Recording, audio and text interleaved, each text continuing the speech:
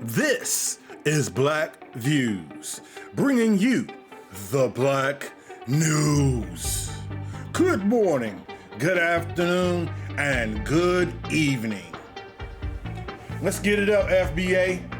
All day FBA, bruh. The energy is so high. Oh man, you feel the change in the earth. You feel the changes that are happening every day. It's happening for a reason. Because the Most High is in charge. And we are B1, Black Views, Freedmen, Black Commentary. Coming at you all day, straight up in your face.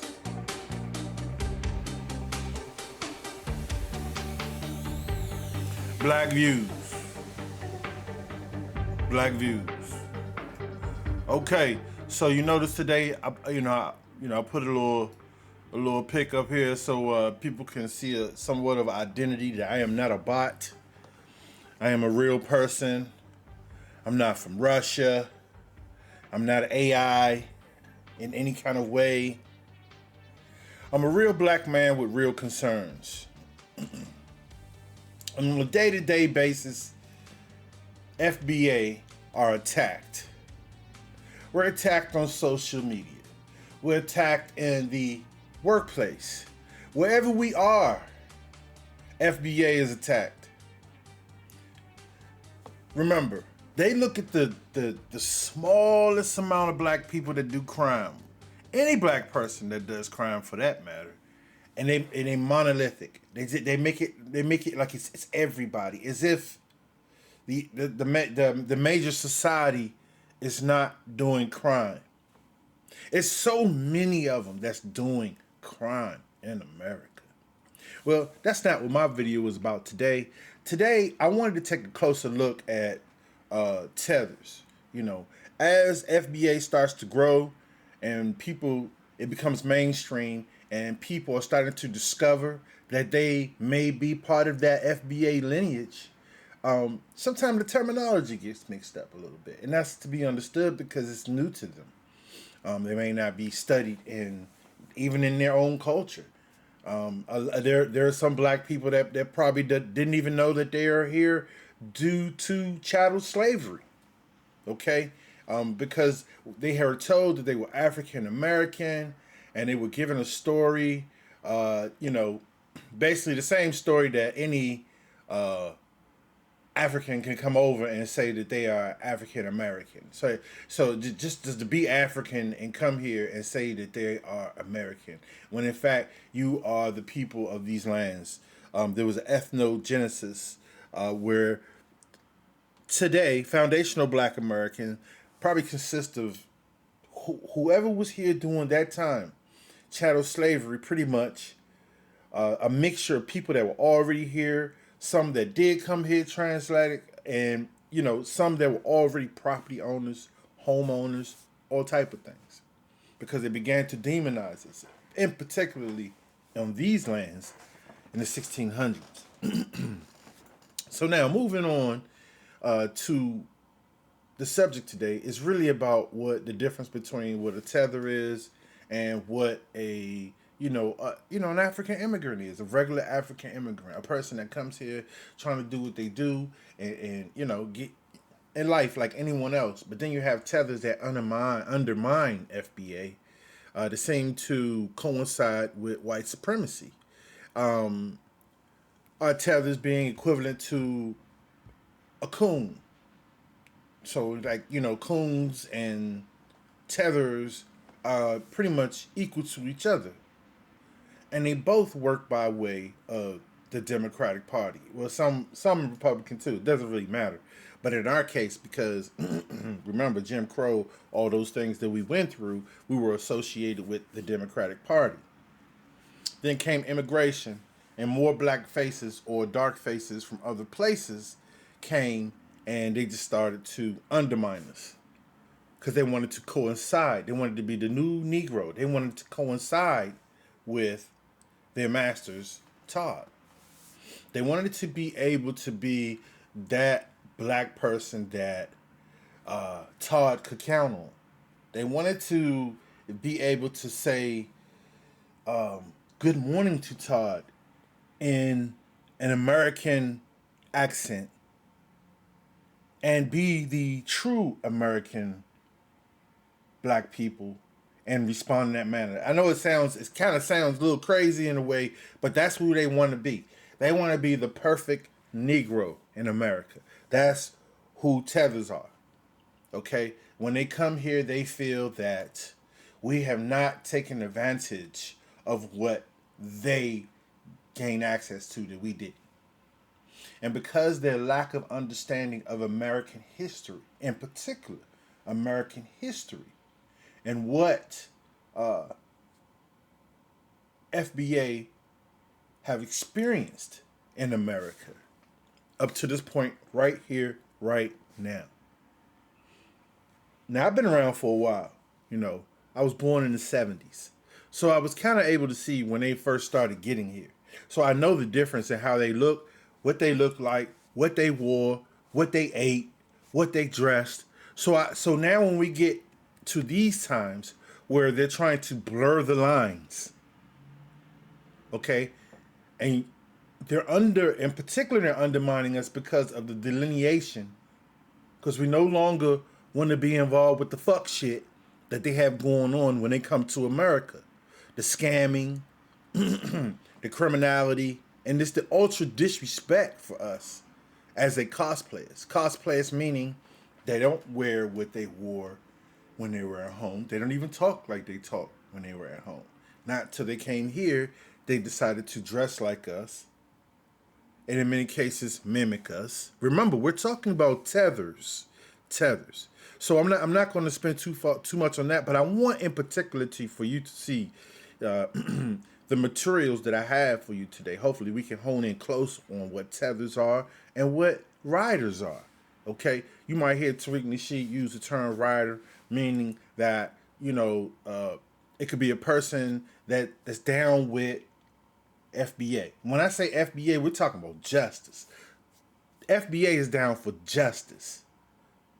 If FBA does well, everyone does well. If FBA does well, even the immigrant does well, because what we produce, everyone will have access to, and everyone else will learn, and everyone else will thrive from what we produce. So without further ado, let's get to my next scene here. And I have a Twitter post here that I wanted to go into. Mr. Cornbread Mafioso. Nigerians in Nigeria are finally on social media and checking their joppas, aka coons, aka tethers. Okay? So, and I didn't know this, but that's the term that they use. Joppas. Okay? These are the sellouts in their homelands. And in particular, I want you to hear how this particular tether talks about African Americans, and then they're going to switch over to what we call a rider, who's going to check the joppa or the tether, aka coon. He's not really a coon because he's a tether coon. You see? I know, right? But let's go. Black people piss me off, especially African Americans. Now, Hey, just listen to that shit. Black people piss me off, especially Americans. Now, I want you to soak this in for a minute. You not from here. I know you didn't grow up where I grew up at. I know you wasn't. Even Africans that were in D.C., they not coming in the areas where we at unless they just so unfortunate to happen to go to our public school. And hey, like any place else you go, you have to do as they do when they are in Rome. Here we go. He's just mad and angry at black people. Now, you see, there's a sense of over-entitlement and expectations that the world owes something to these people, right? Think about it. The entitlement that he speaks of is us saying that, hey, we know there's been a wrong done to us and that we feel that we need to be compensated for. We are people that are looking around and we're seeing the things that have been produced from the backs of black people in America, foundational black Americans, okay? People that were in shadow slavery that were used even during slavery and then for an additional 100, 200 years of all the socialized schemes that were put in place to keep foundational black Americans under the doormat. And you hear this from a Tether who says that we feel that we are entitled because we want to enact on what we know that is right. Let's go. And I say these people because it's now more of a mindset thing than an actual skin color, right? African. All right. I wanted to stop here in particular because that was the coon right there, right? That was the Joplin. That was the Tether, the first one. This second guy here is what I would consider a rider because he's going to speak of sense. He's going to speak of, understanding American history. He's going to speak of understanding what the people of these lands have gone through. Not what the people of his lands have gone through, but what the people of these lands. And I want to make this clear. If I was to get on a podcast and to talk about what goes on in certain neighborhoods in Africa, which I am not from, which my only knowledge will be of me looking online or going there for that limited time, I'm going to begin to speak about those people and how I hate them. So I want you to just think of the dynamics of how that sounds. So let's move on to the next section. Thank you. Guys, you need to go and watch that whole video. I thought it was a joke. I kid you not. I started watching that video and I said it was an SNL skit. I thought it was a comedian cracking a joke and like doing a skit. The longer I watched it, the more I realized that, oh my God, this is real. It's actually a real video. Now, I think he's Nigerian because I had a feeling. I looked at this guy and said, the rhetoric coming out of his mouth, the kinds of things he's saying feel very Nigerian. Like a Nigerian who has things he's made it. He's enjoyed a little bit, gone to a nice school, gone to England or America or something, and he thinks he's somebody. That's what it felt like because the breed of colonialism that we had in Nigeria and in other parts of Africa, British colonialism specifically, it did something to our brains. So that when guys manage to leave and go to another country, they think that they're somebody, especially better than the black people that they find over there. That's usually what happens. He may not be Nigerian, but he feels like one. What's so funny about these guys is that when they make these comments and do these little videos and they think that they're a little bit trendy, they never say anything about the ridiculous policies and laws that were put into place when black people got allegedly set free from slavery. And see, this gentleman here, obviously, he's African. He sounds like he understands. He's talking about the legislation, the laws that were put in place to create the dynamics upon which we live in, which he knows because in his homeland or on his continent, there have been certain restrictions that were put in place by policies, okay? And only the fools are the ones that sit around and act like they don't understand. Either they are very unlearned or they intentionally do this, and this is what I believe cognitive dissonance. That's what we call it. Let's go. Slavery in America. The fact that when they got themselves up on their feet, their towns were bombed, like Tulsa, Rosewood, Lake Lanier, wiped these guys out. They never let these people rise, ever. 13th Amendment, you don't want to talk about that. Of course not, because that's modern day slavery. Redlining, all of the things that have been done to make sure that you cannot rise. Now, psychological damage. So, very well broken down and explained by this gentleman here, who's coming into a situation and he's like, okay, yeah, I understand. There were policies that were put in place that caused these things to make certain behaviors act this way. And then, all black people don't act the same based on these traumas. We all don't act the same. So who the hell, you don't even know who that guy in particular is responding to. So let's move on, because remember, the media has always been put in place to demonize FBA, to make the image of us appear to be stupid, the image of us appear to be unlearned, the image of us to be people of degeneracy. Because you can't just say that we don't have to deal with that weight. They do. That does something to you. So you can't compare us as Africans to guys who do not know where their village is. I know where my village is. You know where your village is. That's a very, very different thing. You're never going to make a video like this about Ukraine.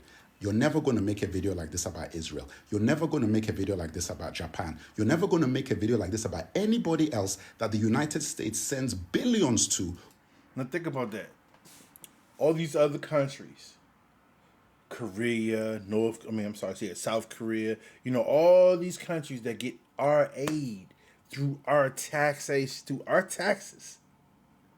We are taxed through our government pays aid to these countries, and then they send their people over here. They're top flight people, by the way, not the riders, not the ones that, because the ones that are riders are on they do not fly list. They don't get to get on the plane to come over here to do nothing, Holmes. So the ones they are sending over here are the ones that are going to play the role of the coon.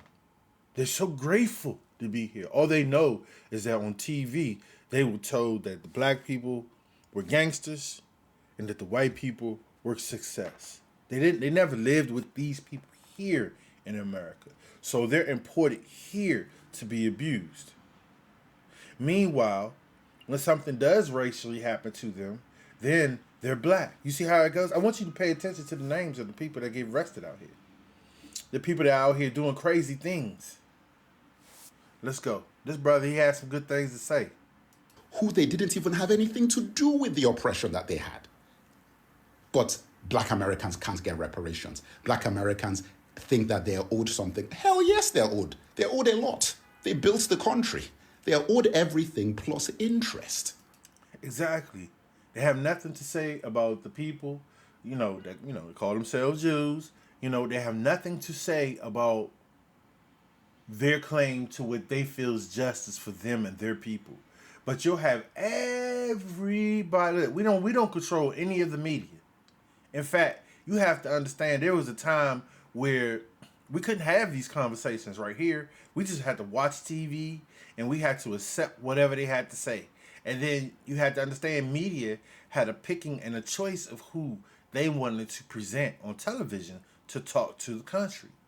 So if media, let's say like a Fox, they decide they want to bring in Tom Sewell and ask him what he thought about black people, well, it's going to be through the vision of white supremacy based on what a black person says, so that all the other races out there can just plug into Tom Sewell and his buffoonery, which he got paid to be. You see, this is how it works. It wasn't until now we started having YouTube, we started having Twitter, we had these things for a while, but over a period of time, things snowballed. And now we're to the point now where there's an opposition opponent to someone telling you that a woman who's clearly Indian is black. See, that would have flew in the 60s, the 70s, the 80s, the 90s, even in the 2000s. As we go down here, further down, up to now, present, and beyond, we begin to be empowered with our own communication, our own forms of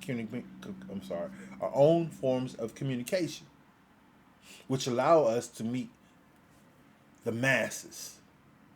All right, let's move on. What kind of nonsense is that? And who the hell are you to say what they should and shouldn't get?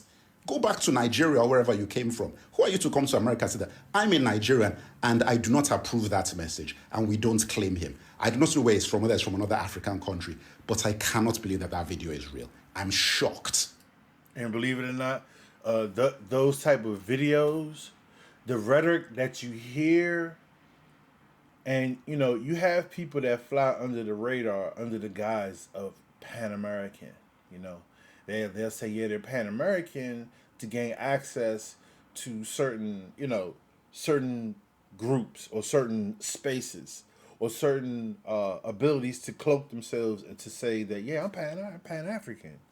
During the whole time, they're just cosplaying us and they're undermining us. And so, that brings me to, like, when you think of Umar Johnson, when you think of you think of this brother's situation where evidently, Umar Johnson became a citizen of Ghana, and that's fine. Listen, there are a lot of brothers and sisters who choose to go to Africa. They want to go there. They want to experience what Africa has to offer. If that's fine. And and guess what? And there's still FBA, Foundational Black Americans, that choose to go over there and they choose to spend their money. But we know the effects of what happens here in America. We're not going to change the fact that there are tethers that come here and they're very disrespectful and they undermine us in the workplace. I know because I've been there. They undermine us in all genres of work in America, and they cosplay as us. Okay, so like I said, you have Umar Johnson here, who he became a Ghanaian citizen. That's a beautiful thing. But the thing about Umar Johnson is he will also sell us out. He will also go and say we don't deserve reparations and that the generations after us should get it. And a lot of this animosity comes in direct conflict with Tariq Nasheed. He and Tariq Nasheed had some type of beef. I don't even know all the circumstances, but I know what I hear from Umar Johnson. He be talking crazy. And I noticed how Umar Johnson, in every situation, I remember he said he had a school. Okay. I remember so many things that he said. I remember so many things he said he wanted to do, and I think that's cool in nature. You know what I'm saying? There ain't nothing wrong with a brother, wanting to go out here, wanted to build on his community, and wanted to have something good for black boys. But then when I look and I see how he talks to other brothers that are trying to do things. I saw how he spoke about Tariq Nasheed. I saw how he spoke about there was some other black activists or black commentary people. I wasn't really familiar with them at the time, but I could listen to the things that he was calling them. Black this, you black monkey this, and I was just thinking to myself like, how are you saying these things and then you say that you are Pan African at the same time? You know what I'm saying? And I know sometimes we get into little spats with people where it brings out the worst in us, but it's something about Umar. You know what I'm saying? It's about him, and it seems like. I think it's a hustle. This is a hustle for him. This is what I see. This is a hustle for him. I remember when he was going back and forth about how Tariq Nasheed had got $1 million for something, and I think it's all about money for him. What you could get out of this situation, not what you can put into it. Because when you look at the body of work, Umar Johnson has done a lot of talking, but I really haven't seen the production, so I'm not going to stay on him too long. But I just really wanted to bring that up, and I wanted to go into us understanding that, the difference really between what a tether is and what a, what we call coons, what we call riders, and those type of things. There are people that are coons, and then there are people that are riders. Remember, coons sound like this. Black people piss me off, especially African Americans. Now, you see, there's a sense. I think there's a hell of a thing to say when you're not even from this country and you're not even of the same lineage of those people. You just say, I hate them. Like, you just say something like this, They piss him off. Like that. But this is how careless tethers are. And then this was a rider. Nigerian, like a Nigerian who has things what happens. He may not be Nigerian, but he feels like one. What's so funny about these guys is that when they make these comments and do these little videos and they think that they're a little bit trendy, they never say anything about the ridiculous policies and laws that were put. See, that's what I'm saying. The same thing with Charleston White. He went and started popping his guns. He started out talking about, who we were as a people. And then once he realized what was trending, what was bringing in more money, what white people wanted to hear, what they wanted to see, then he decided to be, that sellout. He decided to be that coon. He decided to do that upon himself. And so now, where he started out, and we're talking about right now, we're talking about Charleston White, when he started out having a little bit of flavor, Now it's like, man, you just look bad, bro. You just look untrustworthy. You look like a lot of these people out here just suddenly they just saying whatever to get clicks, man. They're not even telling the whole story. They just telling lies and shit, and they saying whatever it is to say to get a check. You know, first I want to say thank you. I want to also give glory to the Most High, because without Him we could not do any of this. And to the little brothers and sisters out here that happen to be listening to my voice and to this word, take heed that the Lord loves you and that you are to do the right things. You are to love your brother. You are to love your sister. Do you understand what I'm saying? Respect your parents. Do as you're told. And God will bless you. Take care of your family. Have pride in yourself.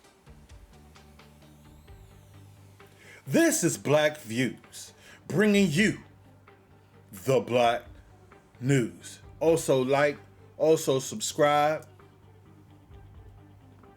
Until next time. Holler when you hear me. Don't fear me. Hit the Cash App. Black Views.